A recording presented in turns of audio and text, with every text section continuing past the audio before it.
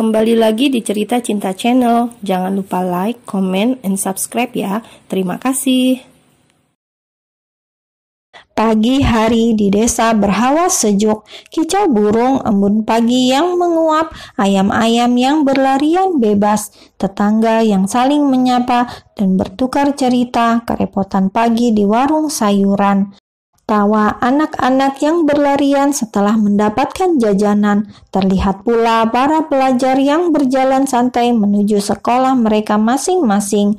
Ibu-ibu melepas lelah setelah berjibaku di dapur selepas subuh untuk menyiapkan keperluan keluarga mereka dengan obrolan ringan sesama wanita.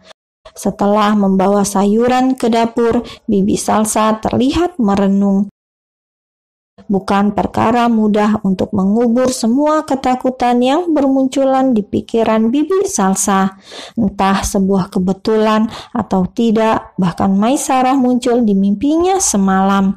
Saat gelisah menemani yang bercampur dengan keheningan malam, Maisarah tersenyum, menganggukkan kepala dan mengucapkan terima kasih untuk semua yang sudah ia lakukan. Sarah tidak pernah membenci Tuan Adiguna. Bahkan sampai saat terakhirnya, dia pun memaafkan semua yang Nyonya Yuna lakukan padanya. Karena rasa bersalah, dia mengambil cinta dari laki-laki yang berstatus suami sahnya. Itu sudah menjadi alasan dia tidak punya hak membenci Nyonya Yuna. Namun bagi Bibi Salsa, kesalahan Nyonya Yuna ada dalam titik yang tidak akan begitu saja dilupakan olehnya. Dia masih marah, benci, bahkan garis wajah yang sekilas bisa dilihatnya dari laki-laki yang datang bersama Kay waktu itu. Langsung menyulut dendam sendiri di hatinya. Kay, bagaimana kau bisa terlibat dalam lingkaran kehidupan ini lagi? Padahal aku sudah sekuat tenaga menyimpan ini sendirian. Bibi Salsa melamun sambil menyiapkan sarapan untuk anak-anaknya. Ia memasukkan bumbu sayur berkuah bening itu. Ada bawang merah dan putih, daun salam, laos, dan seruas kencur. Mimpinya masih terbayang dalam kepulan asap yang menguat. Lalu ia masukkan jagung muda, potongan wortel, daun pegagan yang tumbuh liar di halaman, segenggam daun kelor. Jadilah sarapan sehat untuk anak-anaknya. Setelah mematikan kompor, dia duduk perlahan di pinggiran meja dapur, melihat kakinya. Tuan Adiguna pasti akan muncul lagi hari ini. Dia ingin menceritakan semuanya, namun jika sedikit lagi, jika rahasia yang selama ini ia simpan rapat terbuka, semua pihak yang tersangkut akan memasuki rumitnya hubungan ini. Yang akan terluka hanya anak-anak. Demi anak-anak yang bekerja keras menghapus kesedihan dan berjuang layak untuk hidup, Bibi Salsa sudah merasa bersalah pada Kay, pada Basma, karena ketidaktahuan mereka membuat mereka bisa tersenyum seperti sekarang. Bibi Salsa terperanjak, sapu lidi di tangannya terjatuh. Mobil itu sudah ada di sana, berhenti di tempat yang sama. Pak Wahyu menundukkan kepalanya dari kejauhan. Sejak kapan mereka datang? Ibu, paman yang kemarin sudah datang dari tadi pagi. Anaknya yang sedang sarapan sambil melihat TV berceloteh. Bagaimana ini? Laki-laki itu tidak akan pergi sebelum semua terkuak. Tapi bagaimana aku menunjukkan wajah di makam Sarah dan orang tua Kay kalau aku sampai melukai hati anak-anak itu? Lagi-lagi Bibi Salsa mengacuhkan mereka. Dia menyapu halaman. Setelah selesai, masuk kembali ke dalam rumah, melakukan pekerjaan ini dan itu. Dia sampai sengaja berlama-lama mandi. Saat keluar dari kamar mandi, anak-anaknya sudah selesai sarapan dan menghilang. Pintu depan sudah terbuka. Masuklah Tuan, silakan duduk. Kalah lagi dengan kegigihan Adiguna. Suasana yang sama, namun kali ini Bibi Salsa jauh lebih bisa mengendalikan diri. Tangannya sudah tidak gemetar lagi. Dia menarik nafas dalam beberapa kali sebelum bicara.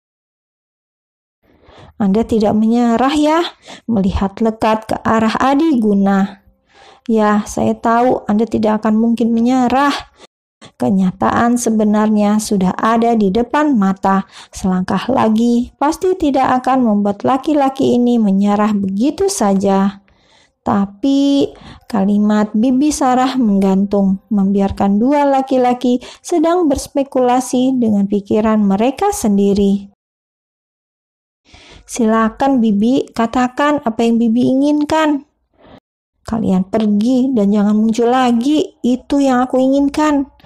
Namun melihat bahkan pagi-pagi kalian sudah memarkir kendaraan di halaman rumah, tidak maulunya menunggu, mengusir pun hanya akan sia-sia. Pak Wahyu pasti sudah melihat dan tahu kan kalau putra Anda memiliki hubungan dengan Kay, putri sahabat Maisarah yang sudah membesarkan Basma seperti anaknya sendiri. Menurut Tuan Adiguna, akan seperti apa hubungan mereka selanjutnya? Saya tidak rela kalau Kay harus terluka dan mengalami apa yang seperti Sarah alami saat bersama Anda. Kepedihan karena cinta.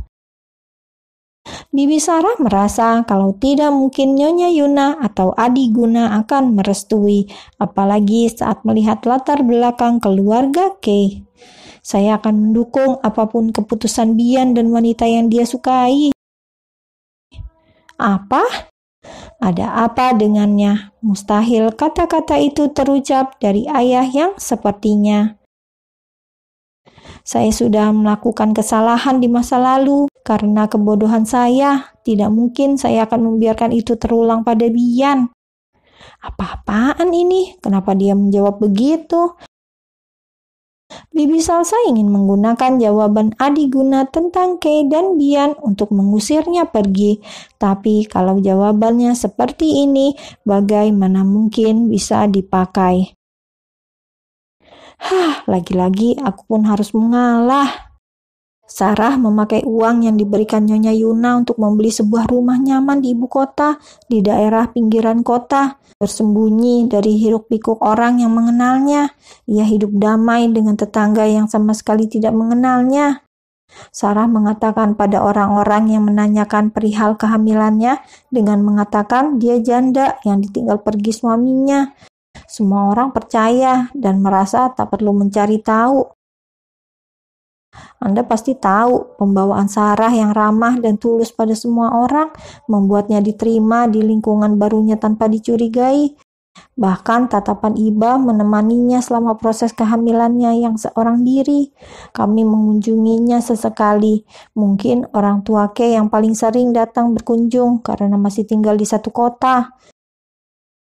Tapi saat itu kami tidak tahu bagaimana caranya Nyonya Yuna bisa menemukan rumah Sarah. Padahal di sana pun Sarah menggunakan nama asli dan penampilan yang jauh berbeda dengan saat ia menjadi istri Anda. Adiguna tertunduk, tangannya terkepal, mengingat kala itu saat ia tahu Yuna memakai uang yang sangat banyak untuk sesuatu yang ia tidak tahu. Yuna mengatakan ia memakainya untuk berfoya-foya seperti biasa, padahal Yuna memakainya untuk mencari Jessica dengan bantuan detektif pencari orang. Terjawab sudah. Nyonya menemukan Sarah dengan perut membesar. Saat itu Sarah sedang menunggu hari kelahiran. Sesak itu kembali menjadi peristiwa yang paling berat bagi Sarah dan kedua temannya yang memeluk bahu saling menguatkan. Kau benar-benar tidak tahu malu. Bagaimana kau bisa hamil dan bersembunyi di sini? Kau pikir bangkai tidak akan tercium? Nyonya berteriak keras memukul pipi Sarah. Beraninya kau hamil, wanita perusak rumah tangga. Kau bersembunyi dan akan muncul menghancurkan hidup anakku, kan? Bibi Salsa mengatakan kata-kata yang sama persis diucapkan Yuna pada Maisarah. Dan saat itu Bibi Salsa terdiam. Nafasnya seperti ikut berhenti. Dia melihat wajah yang sama tak berdayanya seperti kemarin, seperti kehilangan darah yang mengalir di seluruh tubuhnya. Laki-laki di hadapannya duduk dengan wajah pucat. Saya mohon, teruskanlah. Mereka bertengkar hebat. Sarah berusaha berulang kali meyakinkan Nyonya kalau dia akan pergi menghilang dengan putranya. Dia memohon-mohon agar Nyonya Yuna membiarkannya pergi dan hidup dengan tenang. Namun seperti gelap mata oleh amarah, Nyonya menarik rambut Sarah dan mendorong tubuh Sarah sampai dia jatuh terduduk. Dengan darah yang mengalir serta tangis lemah Sarah membuat Nyonya Yuna ketakutan dan pergi. Saat itu untung saja ada tetangga yang lewat membawa Sarah ke rumah sakit. Kami pun bertemu dengan Sarah saat dia sudah terkulai lemah di tempat tidur. Alhamdulillah operasinya berjalan lancar dan Basma lahir dengan selamat. Namun sepertinya dengan Sarah, dia berulang kali mengatakan mungkin memang inilah yang terbaik untuknya. Balasan karena dosa-dosanya sudah mencintai Anda. Sarah meminta kami menjaga anaknya dengan baik, memaafkan Anda dan juga Nyonya Yuna. Air mata mengalir begitu saja berjatuhan. Adiguna seperti bisa melihat dengan mata kepalanya bagaimana perjuangan Sarah saat itu. Darah yang membasahi bajunya seperti tampak jelas di penglihatannya, walaupun dia tidak melihat secara langsung kejadian. Yuna, bibirnya tercekak memanggil nama itu. Tuan, saya akan mampir ke minimarket sebentar. Pak Wahyu memasuki area parkir minimarket waralaba yang tersebar di segala penjuru negeri, baik di daerah perkotaan atau di desa sekalipun. Adiguna tidak menjawab, dia masih menyandarkan kepala dengan mata terpejam. Tangannya memukul-mukul dadanya berulang kali, mengusir sesak, pedih, sakit, dan kemarahan yang semua ia tujukan untuk dirinya sendiri. Semua karma buruk ini dialah yang memulainya. Pak Wahyu sudah muncul dari dalam minimarket membawa sebuah kantung plastik di tangannya. Tuan, minumlah sedikit. Dia menyodorkan sebotol minuman dan meletakkan plastik berisi roti di sebelah Adiguna. Laki-laki itu menerimanya dan meminumnya beberapa teguk, kembali diam dan tenggelam dengan pikirannya sendiri. Tuan, saya tahu Anda merasa bersalah, tapi saya mohon berpikirlah dengan jernih.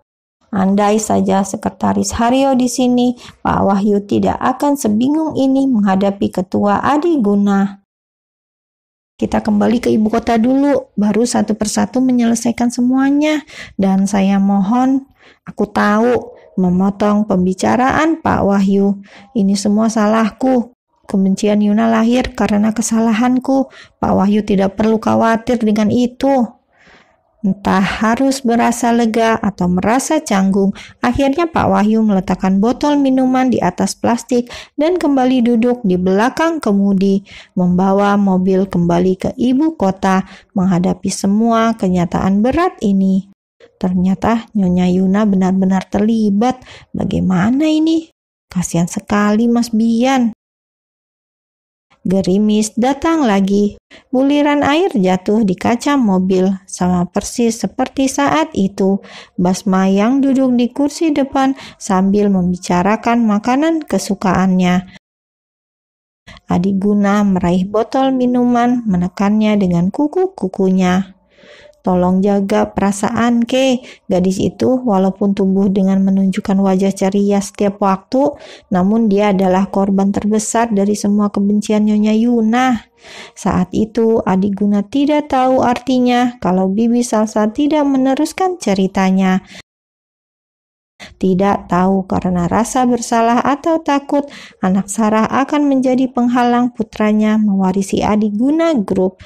Nyonya Yuna datang lagi dengan membawa teror baru. Tidak tahu apa yang ia lakukan, tapi ia berhasil mendapat riwayat kelahiran Basma di rumah sakit dan siapa perwalian anak Sarah. Nyonya Yuna tahu Sarah sudah meninggal, namun dia belum bisa bernafas lega karena ternyata putra Sarah selamat. Pada hari terjadi kecelakaan orang tua Kay, mereka menelpon saya dan mengatakan ada beberapa laki-laki yang mendatangi mereka tiba-tiba dan menanyakan di mana anak Maisarah. Karena takut dan janji kami untuk menjaga Basma membuat orang tua Kay berusaha melarikan diri. Namun naasnya kecelakaan itu terjadi karena berusaha menghindari laki-laki yang mengejarnya. Orang tua Kay mengubur rahasia asal-usul Basma sampai ke pusara mereka. Saya pun ketakutan, Tuan, kalau suatu hari Nyonya Yuna menemukan saya.